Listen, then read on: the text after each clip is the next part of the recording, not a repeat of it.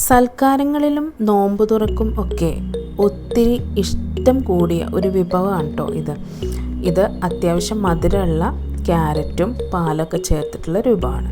അപ്പോൾ ഇതുണ്ടാക്കാനായിട്ട് ആദ്യം തന്നെ ഞാൻ ഒരു കപ്പ് ചവ്വരി ഒരു മണിക്കൂർ തൊട്ട് ഒരു 1.5 മണിക്കൂർ വരെ നന്നായിട്ട് വാഷ് ചെയ്തിട്ട് ഒന്ന് വെള്ളത്തിൽ കുതിർത്തി വയ്ക്കുന്നുണ്ട്. ശേഷം 1 ടേബിൾ സ്പൂണോളം നെയ്യ് ഞാൻ പാനിലേക്ക് ചേർത്ത് കൊടുക്കുന്നുണ്ട്. അപ്പോൾ നെയ്യിലാണ് നമ്മളിത് തയ്യാറാക്കി എടുക്കുന്നത്.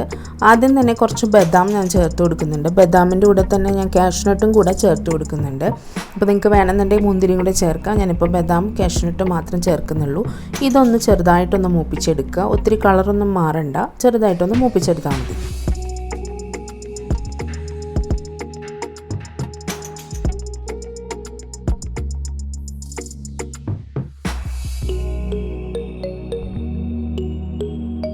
ഇതുപോലൊരു ലൈറ്റ് ബ്രൗൺ കളർ ആയിട്ടുണ്ട്. അപ്പോഴത്തേക്കും ഞാൻ നെയ്യിൽ നിന്ന് കാഷ്നട്ടും ബദാമും എടുക്കുകയാണ് കേട്ടോ. ഒത്തിരി കരിയിച്ചൊന്നും കളയണ്ട, അപ്പോൾ നെയ്യിൻ്റെ കളർ മാറും. പിന്നെ നമ്മൾ പാലൊക്കെ ഒഴിക്കുമ്പോൾ വേറൊരു കളറിലേക്ക് മാറും. അപ്പോൾ അത് വേണ്ട, ലൈറ്റായിട്ടുള്ള കളർ മതി.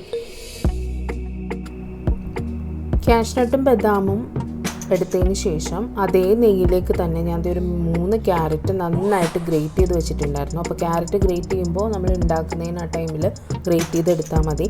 വളരെ തിന്നായിട്ട് ഗ്രേറ്റ് ചെയ്തെടുത്തതാണ്. അപ്പോൾ അതും കൂടെ ഇതേ നെയ്യിലേക്ക് ഇട്ട്, എക്സ്ട്രാ നെയ്യോ എണ്ണ ഒന്നും ചേർക്കണ്ട, ഇതും കൂടെ ഇട്ട് ഒരു 2 മിനിറ്റ് ഹൈ ഫ്ലെയിമിൽ നെയ്യിൽ നന്നായിട്ട് ക്യാരറ്റ് ഒന്ന് വഴറ്റിയെടുക്കുക. ക്യാരറ്റ് ഹൽവയുടെ ഒരു പ്രൊസീജിയർ പോലെയൊക്കെ തോന്നുന്നുണ്ടെങ്കിലും ക്യാരറ്റ് ഹൽവയല്ല, ഇത് നല്ല ഒരു അടിപൊളി മധുരമുള്ള ഒരു ഡെസേർട്ടായിട്ടാണ്. നമുക്കിപ്പോൾ വിരുന്നുകാർ വരുമ്പോഴോ അല്ലെങ്കിൽ നോമ്പ് തുറക്കുന്ന സമയത്തൊക്കെ ഹെൽത്തി ആയിട്ട് കഴിക്കാൻ പറ്റിയ അടിപൊളി ഡെസേർട്ടായിട്ടാണ്. അപ്പോൾ നിങ്ങൾക്ക് എന്തായാലും ഇഷ്ടപ്പെടും. അപ്പോൾ ഈ ഒരു രീതിയിൽ തന്നെ നിങ്ങളൊന്ന് ഫോളോ ചെയ്യുക.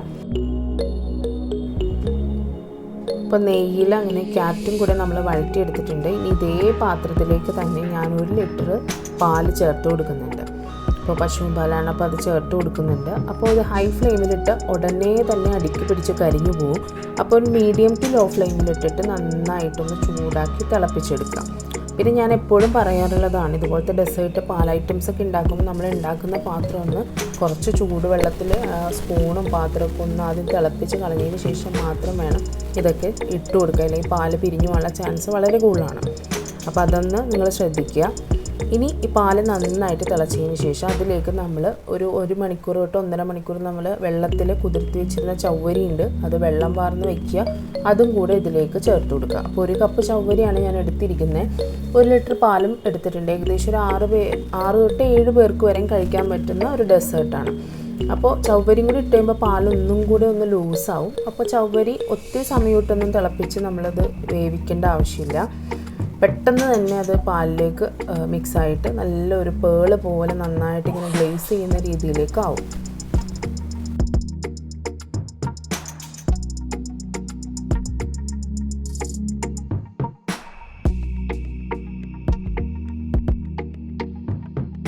ഇനി ഇതിലേക്ക് ഒരു 2-3 ഏലക്ക അതൊന്ന് ചതച്ച് മുഴുവനായിട്ട് ഞാൻ അതും കൂടെ ചേർത്ത് കൊടുക്കുന്നുണ്ട്. ഇപ്പോൾ ഇതിലേക്ക് പഞ്ചസാര ഒന്നും നമ്മൾ ചേർക്കുന്നില്ല, എല്ലാം ലാസ്റ്റാണ് ചേർക്കുന്നത്.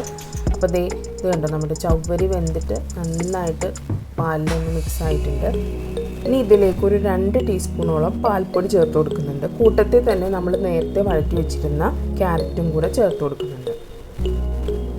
ഇതൊക്കെ ചെയ്യുമ്പോഴേക്കും ഒരു മീഡിയം ടു ലോ ഫ്ലെയിമിലിട്ട് മാത്രം ചെയ്യുക, ഹൈ ഫ്ലെയിമിൽ ചെയ്യേണ്ട. പിന്നെ പെട്ടെന്ന് ചെയ്തെടുക്കാൻ പറ്റുന്ന ഒരു ഡെസേർട്ട് ആയിട്ടാണ്. ഒത്തിരി ഐറ്റംസ് ഒന്നും വേണ്ട, പാല്, ഈ പറഞ്ഞ മാതിരി പഞ്ചസാര, ക്യാരറ്റ്, ഇതൊക്കെ മതിയല്ലോ. അപ്പം പെട്ടെന്ന് ഉണ്ടാക്കിയെടുക്കാൻ പറ്റും.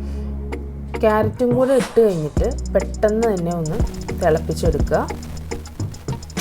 അതിന് ശേഷം അതിലേക്ക് കുറച്ച് പഞ്ചസാരയും കൂടെ ചേർത്ത് കൊടുക്കണം. ഇപ്പോഴാണ് ഞാൻ പഞ്ചസാര ചേർക്കുന്നത്. എനിക്ക് കണ്ടൻസ് മിൽക്ക് വേണമെന്നുണ്ടെങ്കിൽ അത് ചേർക്കാം. ഞാനിപ്പോൾ പഞ്ചസാരയാണ് ചേർത്ത് കൊടുക്കുന്നത്. അതും കൂടെ നന്നായിട്ടൊന്ന് മിക്സ് ചെയ്ത് കൊടുക്കുക. ക്യാരറ്റും പഞ്ചസാരയൊക്കെ ഇട്ടതിന് ശേഷം പിന്നെ ഒത്തിരി സമയമൊന്നും ഇത് വേവിച്ചെടുക്കേണ്ട ആവശ്യമില്ല. ഓൾറെഡി ക്യാരറ്റ് നമ്മൾ നെയ്യിൽ വഴറ്റിയത് കാരണം അത്യാവശ്യം കുക്ക്ഡാണ്.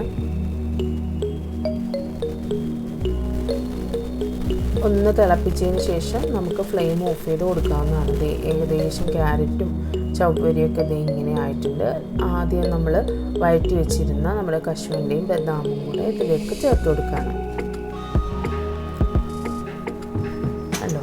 അപ്പോൾ അടിപൊളി ഒരു ഡെസേർട്ട് റെസിപ്പിയാണ്, സ്വീറ്റ് ആയിട്ടാണ്, ക്യാരറ്റും ഉണ്ട്, വളരെ പെട്ടെന്ന് ചെയ്തെടുക്കാൻ പറ്റുന്ന ഒരു ഐറ്റമാണ്. അപ്പോൾ നമ്മുടെ ചാനൽ ആദ്യമായിട്ട് കാണുന്നവരാണെങ്കിൽ pre kitchen home made cooking ചാനലൊന്ന് സബ്സ്ക്രൈബ് ചെയ്യണം, ലൈക്ക് ചെയ്തൊന്ന് ഷെയർ ചെയ്യുക, പിന്നെ നമ്മുടെ ഇൻസ്റ്റാഗ്രാമും ഒന്ന് ഫോളോ ചെയ്തേക്കാം.